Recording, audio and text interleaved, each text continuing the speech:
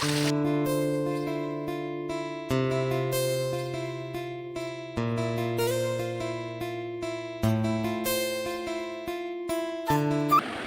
ওটো নাও, brush করবো না বললে হবে? দাঁতে নাহলে তো পোকা হবে, ক্যাভিটি হবে, গন্ধ বেরোবে মুখ থেকে, কেউ ভালোবাসবে না। আসো নাও, চলো চলো চলো চলো। হ্যালো এভরিওয়ান, আসসালামু আলাইকুম। আজকে সকালটা শুরু হলো ডিম আর টোস্ট, মানে ডিম টোস্ট দিয়ে আর সাথে কড়া করে দুধ চা। তো হাজব্যান্ড ওয়াইফে আড্ডা দিতে দিতে খেলাম।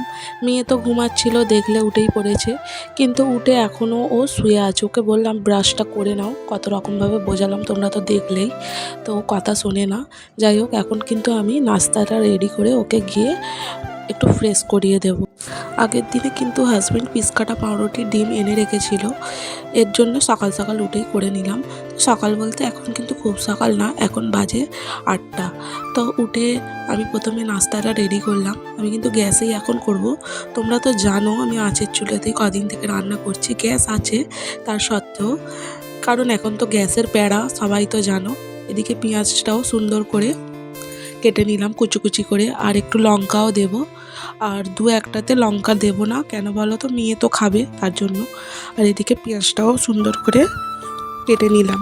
আর এইভাবে পেঁয়াজ কাটতে আমি একদমই পারি না, চেষ্টা করলাম কিন্তু হয়েছে। আর পাউরুটিটাকেও নিমকির মতন কেটে নিলাম, কেন বলো তো, না হলে আবার ছোট কড়াতে ভাজা হবে না, মানে কিছুটা বেরিয়ে থাকবে, তার জন্য এরকম করে দিলে জিনিসটা খেতেও খাস্তা হবে আর ভাজাটাও খুব সুন্দর হবে। আর যতটুকু দুটো ডিমে হয় ততটুকুই করেছিলাম, আর বাদবাকি এমনি রেখে দিয়েছিলাম চা দিয়ে খাবার জন্য। তো অত করলে কে আর খাবে, আমি হাজব্যান্ড আর মেয়ে হয়তো একটা খাবে আর আমরা বাদবাকিগুলো খাবো, তাই অনেকগুলোই হয়ে গিয়েছিল। আর এখানে এখন আমি এগুলোকে সুন্দর করে ফ্রাই করে নেব। ডিমে একটু নুনও দিয়েছি, নুনটা একটু বেশি দেওয়া হয়ে গেছে, তার জন্য বেশি আর কি নুন হয়ে গিয়েছিলো। যে কোনো জিনিসে নুন কম হওয়া ভালো, বেশি হওয়া ভালো নয়। আর এখানে কিন্তু আমি এটা সাদা তেল দিয়েই করব, আর সাদা তেল দিয়ে করলেই বেশি টেস্ট হয়, সরিষার তেলের কাঁচা গন্ধটা না হলে লাগবে, তার জন্য সরিষার তেল দিয়ে করলাম না। আর এখানে দেখো চামচ দিয়েই করছি, কেন বলো তো, খুন্তি দিয়ে হবে না তার জন্য। আর তারপরে আরও একটা পাশে দিয়ে দিলাম, এইভাবে বারে বারে আমি সব কটাকে ভেজে নিলাম। আর একটু ভালো করে ভাজতে হবে, নাহলে ডিমের একটু কাঁচা গন্ধ রয়ে যায়, সেই গন্ধটার জন্য খেতে পারি না। আবার আমি বলে না, সবাই খেতে পারে না। এদিকে কিন্তু টোস্টগুলো ফ্রাই করা হয়ে গেছে, এবারে আমি বসিয়ে দেব লিকার চা। লিকার চায়ে কিন্তু দুধ দেব, একটু কড়া করেই করেছিলাম। এই যে দেখো, প্রথমে চিনি দিয়ে দিলাম, আমরা একটু চায়ে চিনিটা বেশিই খাই। তারপরে একটু বেশি করে চাপাতি দিলাম, কারণ একটু কড়া হবে। আর দিয়ে দেব আমুলের তাজা দুধ। তো আমরা সবসময় লিকুইড দুধ খাই, তোমরা যদি আমার মিনি ভ্লগগুলো আগের দেখে থাকো তো সেখানে দেখতে পাবে। আমি ইদানিং করেই বড় ভ্লগ দিচ্ছি, আগে কিন্তু মিনি ভ্লগ দিতাম। আর বড় ভ্লগ এখন দেখছে কিন্তু কেউ কমেন্ট করছে না, কেউ লাইক করছে না। তোমরা একটু কমেন্ট করো, লাইক করো, তবে তো আমি মোটিভেট হব, আমি আরও সাহস পাবো ভিডিও দেওয়ার। আর প্রত্যেক দিন নতুন নতুন টপিকে ভিডিও আনবো। আর এই দেখো, এখানে কিন্তু চাটা নিয়ে চলে এসেছি, এখন কিন্তু হাজব্যান্ড আমি খেয়ে নেব। আর এই কাপের চাটা কিন্তু একজন এসেছিলো, তার জন্যই দিয়েছিলাম, তার জন্য একটা বাড়তি। মেয়ে তো সকালে চা খায় না, শুধু জাস্ট বিস্কুট খায়। আর তারপরে ওকে আজকে টোস্টটা দিয়েছিলাম, বিস্কিট দুটো খাইয়ে। আর সব কিছু কমপ্লিট হয়ে যেতে খাওয়া দাওয়া, তো প্রথমে গিয়ে থালা বাটি মেজে এসেছি, তারপরে এখন কিন্তু বিছানার চাদরটা বদলে দিলাম। বিছানার চাদর তো শুধু বদলালেই হলো না, আবার সেটাকে তুলে ধুতে হবে। তো আজকে অনেক কটা কাপড়ও বেরিয়েছিল, আর আমার আজকে একটু রান্না করতে বেলাও হয়ে গিয়েছিল। আর এদিকে এত কড়া রোদ পড়ে গেছে 10টার সময়তেই, তো আমি কি করলাম বলো তো, জানলাগুলো দিয়ে পর্দা টেনে দিলাম। মেয়েকে তো আজকে স্কুলে পাঠানো হয়নি, কারণ ওর সাথীরা কেউ যায়নি, তার জন্য ও আবার যেতে একা একা একদম ভালোবাসে না, গিয়ে কাঁদবে তার জন্য। আর এদিকে টিস্যু পিসু সব ফেলে দিয়েছে, সেগুলোকে আবার তুললাম। আর এই লাল ব্যাগটায় এখনও জামা কাপড় রাখা আছে, বাপের বাড়ি থেকে এসেছিলাম, ওগুলো দেখি রাত্রের দিকে গুছিয়ে তুলে দেবো আলমারিতে। তো তারপরে আর কি ঘরটা ভালো করে পরিষ্কার করে নিলাম, ঘরটা মুছছি, দেখতেই পাচ্ছ। তো আমি তো বসে ঘর মুছতে পারি না, তাই এই সহজ উপায়টা আমি বেছে নিয়েছি। তো এই দেখো সুন্দর করে ঘরটা মুছে চলে যাব রান্নার জোগাড়জাটি করতে। তো প্রথমে কিন্তু ভাতটা বসিয়ে দেব। এই যে দেখো চালের ড্রাম থেকে চাল নিতেও চলে এসেছি। আমি কিন্তু বস্তার চাল পুরো কিনি না, আমাদের হোটেল যেহেতু, তো দোকান দোকান বলি, আমাদের কিন্তু হোটেলে বস্তা বস্তা চাল আসে, সেখান থেকেই হাজব্যান্ড আমাকে এই ড্রামটা করে 1 ড্রাম করে দিয়ে যায়।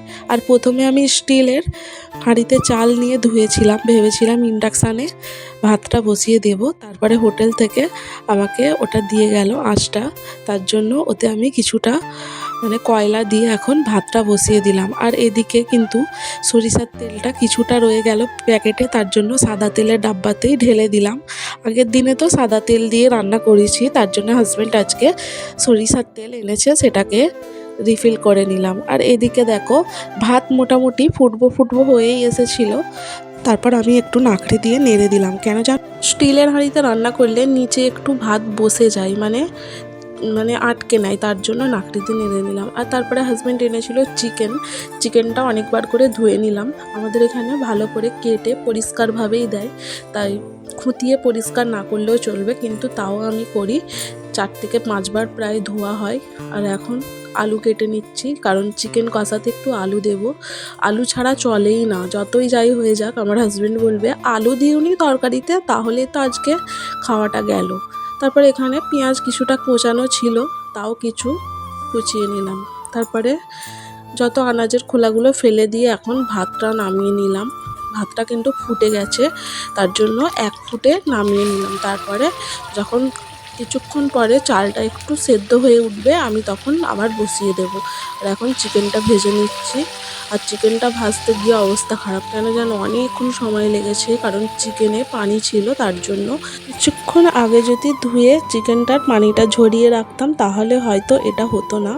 আর একটু জাফরং দিলাম, এটা একটা ফুড কালার বলতে পারো তোমরা, এটা দিলে খুব সুন্দর কালার হয়। এই যে রান্না করলে না একটা মুরগির মাংসে একটা ফ্যাকাসে টাইপের কালার হয়, ওটা থাকে না। আমার হাজব্যান্ড ওই কালারটা থাকলে ওনার একটু খেতে কেমন লাগে, তার জন্য একটু জাফরং দিয়ে দিই আমি।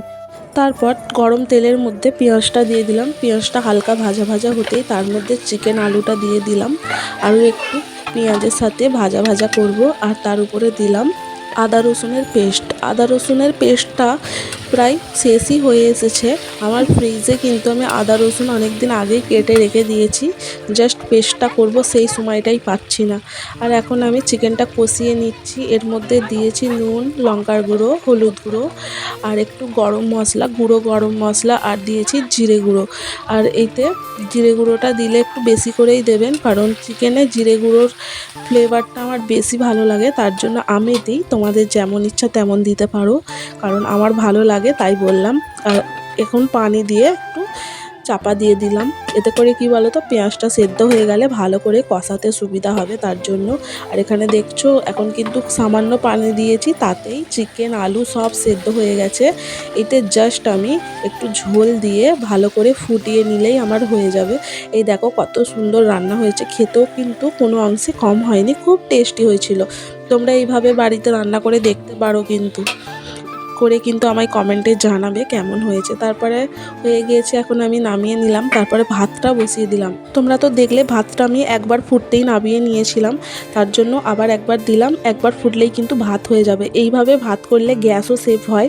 এখন যেহেতু আঁচে রাঁধছি আমি, সময় শর্ট বলে ওটাকে নামিয়ে নিলাম, নাহলে ভাত করতে আমার তরকারিটা করতে অনেকটাই দেরি হয়ে যেত। আর এখানে কিন্তু আরেকবার ভাত চাপিয়ে দিয়েছি, কেন বলো তো, এটা আমার মেয়ের ডাল, তো ডালটা তারপরে চাপালাম। ভাত কিন্তু করেছিলাম, কেন জানো আঁচ পুরো টেম্পার খুব জোর ছিল, তার জন্য একটা ভাত হয়ে গেল। আর রাত্রে তো সেই আমায় ভাত রাঁধতেই হবে, আর এত কাপড় জড়ো হয়েছে। তারপর আর কি কাপড়গুলো ধুয়ে দিলাম, হাজব্যান্ড কিন্তু শুকোতে দিয়ে এসেছিল। আমি যেহেতু সারাদিন অনেকটাই কাজের চাপ ছিল, খাটাখাটনি হয়ে গেছে, তার জন্য উনি বলল যে আমিই দিয়ে আসি। তো এইরকম ছোটোখাটো হেল্প আমার করতেই থাকে উনি। তো তারপর একসঙ্গে বসে ভাত খেয়ে নিলাম। আজকে কিন্তু শেষ পাতে ছিল দই। আমাদের এখানে একটা দোকান আছে, সেখান থেকেই এনেছে। তো যেমন দাম তেমন খেতেও টেস্টি। আর এই দেখো বিকালবেলায় হাজব্যান্ড আর মেয়ে একটু বাইরে ঘুরতে গিয়েছিল আর আমার জন্য এনেছে চুরমুর আর ফুচকা। আর চুরমুর ফুচকা খাচ্ছি আর সবার সাথে গল্প করছিলাম। আমার মেয়ে তো ফুচকার টকটা খাওয়ার জন্য অস্থির, কিন্তু ওতে ঝাল আছে তার জন্য ওকে খেতে দেওয়া হয়নি। আর তারপরে ওকে শুকনো ফুচকাই দেওয়া হচ্ছিল। আর আমি এখানে ফুচকা তৈরি করছি। আমার হাজব্যান্ড কিন্তু খুব একটা পছন্দ করে না, তৈরি করে দিলে ওনার খুব ভালো লাগে। আর দেখো কত সুন্দর লোভনীয় লাগছে। তোমরা কে কে ফুচকা খেতে ভালোবাসো আমায় কিন্তু কমেন্টে নিশ্চয়ই জানাবে, ওকে? তো এত পর্যন্ত যদি এসে থাকো নিশ্চয়ই দেখেছো যে সারা দিনটা আমার কিভাবে কাটলো। তো তোমরা যদি আমায় লাইক সাবস্ক্রাইব করো, আমি আরও ভালো ভালো ভিডিও আনার চেষ্টা করব। তোমাদের লাইক সাবস্ক্রাইব হলো আমার এনার্জি। তোমরা যদি লাইক সাবস্ক্রাইব করো তো আমার মনটা খুবই স্ট্রং হয়ে থাকবে। আমি সারা দিন চেষ্টা করব নতুন নতুন ভিডিও আইডিয়া আনতে আর নতুন নতুনভাবে তোমাদের সামনে প্রেজেন্ট হতে। তো তোমাদের যদি ভালো লেগে থাকে চ্যানেলটা নিশ্চয়ই সাবস্ক্রাইব করে দিও। তো আজকের ভিডিওটা এই পর্যন্তই। আর যদি ভালো লেগে থাকে কমেন্টে নিশ্চয়ই জানাবে। আর তোমাদের সারা দিনটা কেমন কাটলো আমাকে নিশ্চয়ই জানাবে। তোমাদের জন্য কমেন্ট বক্স তো খোলাই আছে সারা জীবন। Take care, love you all, bye by.